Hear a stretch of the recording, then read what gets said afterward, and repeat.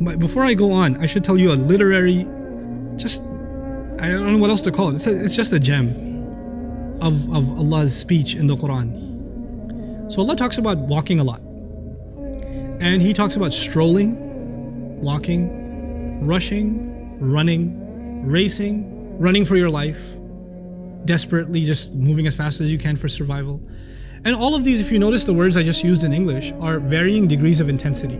A stroll is casual, a walk is perhaps more purposeful, rushing suggests that you have a sense of urgency, but or like lightly running. Lightly running is some sense of urgency. Rushing or racing is more intense than that. And then running for your life is like you've never run like that before. But notice how it's used. Siru fil ard. Casually stroll in the land. Be relaxed on the earth. This is actually just to take it all in. Right? Take it all in. Famshu fi manakibiha here wa kulu min rizqihi. For the pursuit of rizq, which is more. What is rizq, by the way? Sustenance. So go into its depths of the earth and eat from its provision. Eat from what it provides you. In other words, now you're going to go for purpose of what? Work. Explore a business opportunity, explore work opportunity, go into different places and find what kind of risk you can find. Literally what kind of fruits you can eat and what kind of produce you can eat, but also what kind of job you can get. Kulu min rizqihi. That's mashi. Jum'ah time comes, he says, فَسَعَوْا إِلَىٰ ذِكْرِ اللَّهِ. When it comes to remembering Allah, you shouldn't just walk. Don't just stroll. Rush. Rush a little bit. Make some effort. Run. Sa'a actually means to rush into something and to make effort to get somewhere. From sa'i. وَسَعَى لَهَا سَعْيَهَا, Quran says. So it's a little more intense. Then he says, سَارِعُوا إِلَى مَغْفِرَةٍ مِّن رَبِّكُمْ. Rush as much as you can, rush against each other to get forgiveness. And then he goes even further sometimes and intensifies it and says, "Sabiqu ila maghfiratin min rabbikum." Beat each other to the finish line to get forgiveness from your master.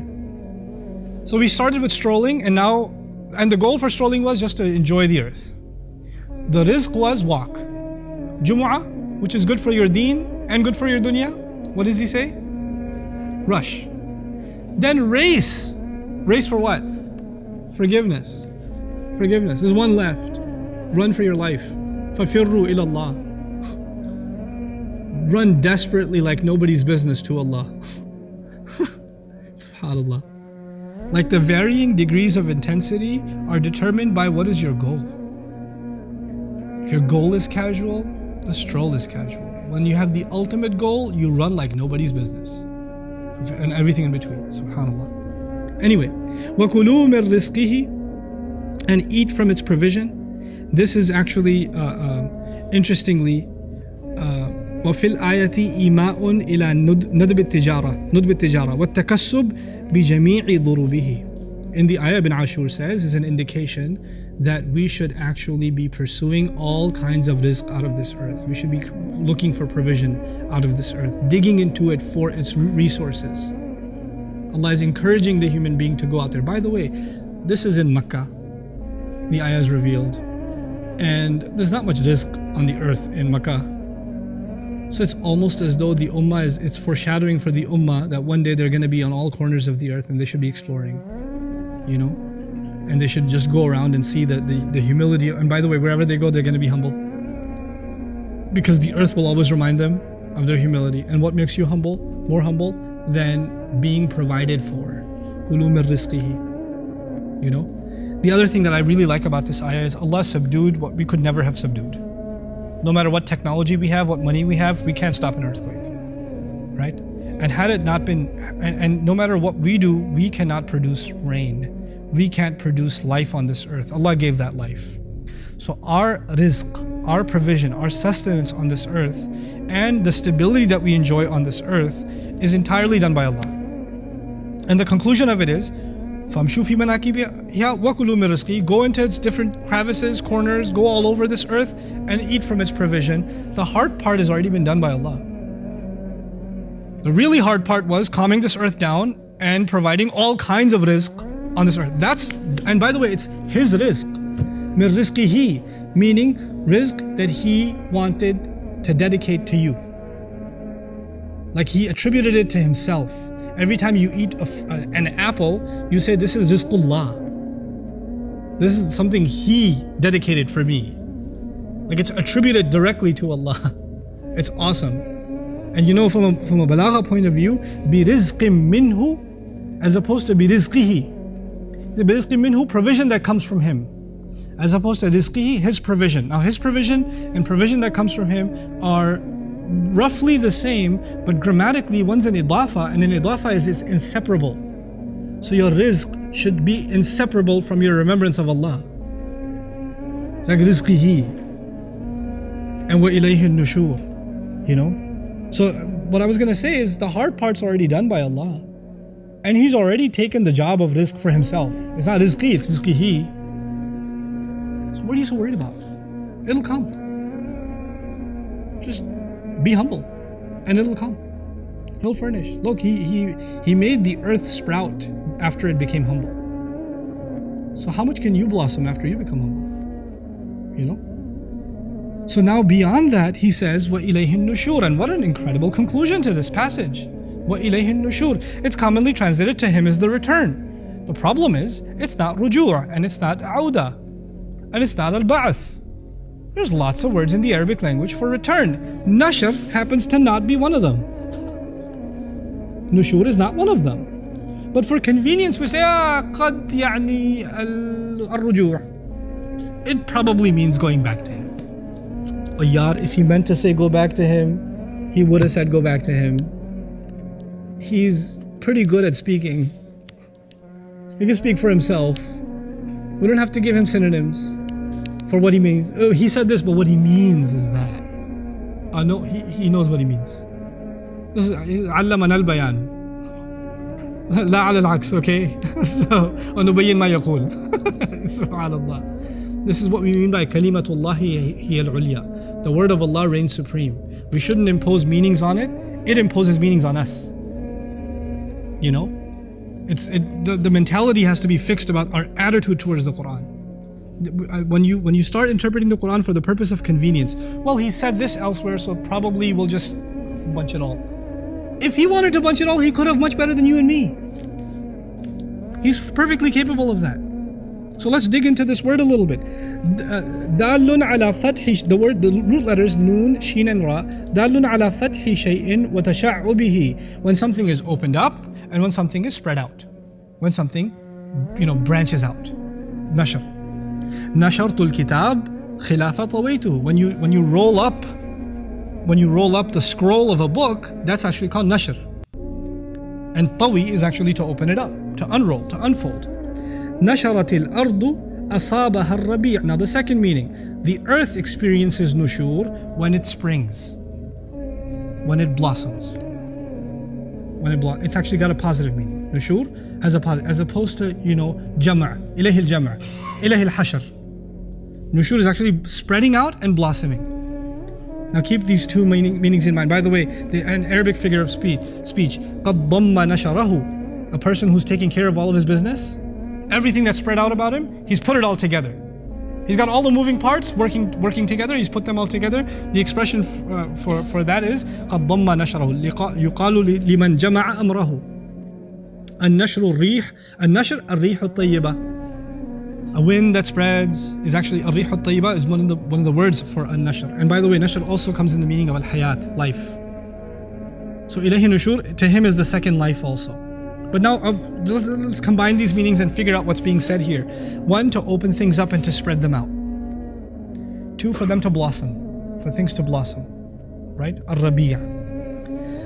Is this passage, I was suggesting humbly, Allah knows best, these ayat, are they talking to all humanity or the believer? The believer. Go out, spread out in the land, get your rizq. And by the way, all of your spreading out will return back to Him anyway. No matter how far you spread, you're going to come back to Him anyway. And no matter how much you blossom, the ultimate blossoming in life is going to be when you come back to Him. وَإِلَيْهِ النُّشُورِ. And إِلَيْهِ النُّشُورِ also suggests all the spreading out that you do and all the blossoming that you do, the credit will keep going back to Him. يعني إِلَيْهِ يُنْسَبُ النُّشُورِ. All of it will be attributed back to Him. He'll get the credit every time. It's a beautiful statement. It's not just about resurrection. Resurrection is one of the most obvious meanings here. But beyond that, Allah Azza wa Jalla is saying, you're going to come back to me and it's going to be much better. These are just seeds, they'll blossom in Akhirah. They'll blossom in Akhirah. What a passage. Now this was a long passage. I want to leave you with what I find the most epic part of this passage. How it's organized. Oof. So cool. Listen carefully, okay? Freshen your minds, listen carefully. I need you to keep up with this. First ayah. وَلَقَدْ زَيَّنَّا السَّمَاءَ الدُّنْيَا بِمَصَابِيحَ وَجَعَلْنَاهَا رُجُومًا لِلشَّيَاطِينَ. Okay. We opened up this, we beautified the what? Beautified the sky. We beautified the sky. Last ayah of this passage. هُوَ الَّذِي جَعَلَ لَكُمُ الْأَرْضَ ذَلُولًا. The earth. The sky has been beautified, the earth has been humbled. Right? You understand that there's an open and close between the skies and the earth? I told you this entire surah will be a play between sky and earth, sky and earth, sky and earth. Okay, check it out. The sky is much bigger than the earth, yes? And by the way, I told you also there's an interplay between style and substance. The sky was described with style, زَيَّنَّا. The earth with substance, فَامْشُوا فِي مَنَاكِبِهَا وَكُلُوا مِنْ رِزْقِهِ. Eat its sustenance. Now the next part of it. The sky is way bigger than the earth. Who tries to roam around in the sky freely? Shayateen. Are they allowed to roam around freely or do they have restricted movement? Despite the sky being massive, جَعَلْنَاهَا رُجُومًا لِلشَّيَاطِينَ. They can't just go wherever they want. Their movement is restricted. On the contrast, you believer are on the earth and it's been humbled for you. Do you have restricted movement? Quite the contrary. فَامْشُوا فِي مَنَاكِبِهَا وَكُلُوا مِنْ رِزْقِهِ. How does he do that? And then, okay. The rizq of this world. Give me some examples. Fruits, water, drinks, milk, honey. Are these things a preview for what is to come in where? Keep that thought in your mind. These things are a preview of what is to come in Jannah. Okay. Let's go back up to the sky. First ayah. The sky has been made rujuman lishayateen. Things that are cast, like stones cast at devils. They are made of fire. Those stones that are cast at them are made of fire. When someone's being hit with fire, what is that a preview of? So that ayah says that they are getting a preview of Jahannam and they're going to end up there anyway. جَعَلْنَاهَا رُجُومًا لِلشَّيَاطِينَ وَأَعْتَدْنَا لَهُمْ عَذَابَ السَّعِيرِ. So the preview followed by the full scale. And by the way, the skies will give you a preview of hell and the disbelievers will end up there also. Which is why the next passage is hellfire. So the skies, some part of it serves as a preview of hellfire followed by an elaborate description of hellfire. On the flip side of it is the believer, who is going to get what from Allah? Ajrun kabir, Jannah. Lahum maghfiratun wa ajrun kabir. But if you want a preview of Jannah, where is the preview of Jannah? فَامْشُوا فِي مَنَاكِبِهَا وَكُلُوا مِنْ رِزْقِهِ. And the full blossoming will happen back with him. وَإِلَيْهِ النُّشُورِ. So the beginning and end of this passage is the skies and the earth, both serving as a preview. The sky serving in this passage as a preview of hell, and the earth serving as a preview of heaven. And the preview of the sky followed immediately by what it previews, hellfire. And the preview of the earth, Jannah, preceded right immediately before it, the description of Jannah, subhanAllah. And that's how this passage just forms this perfect symmetry. Perfect symmetry, subhanAllah. So with that, inshallah ta'ala, I'll give you your next break. Barakallahu li wa lakum. Assalamu alaikum wa rahmatullahi wa barakatuh.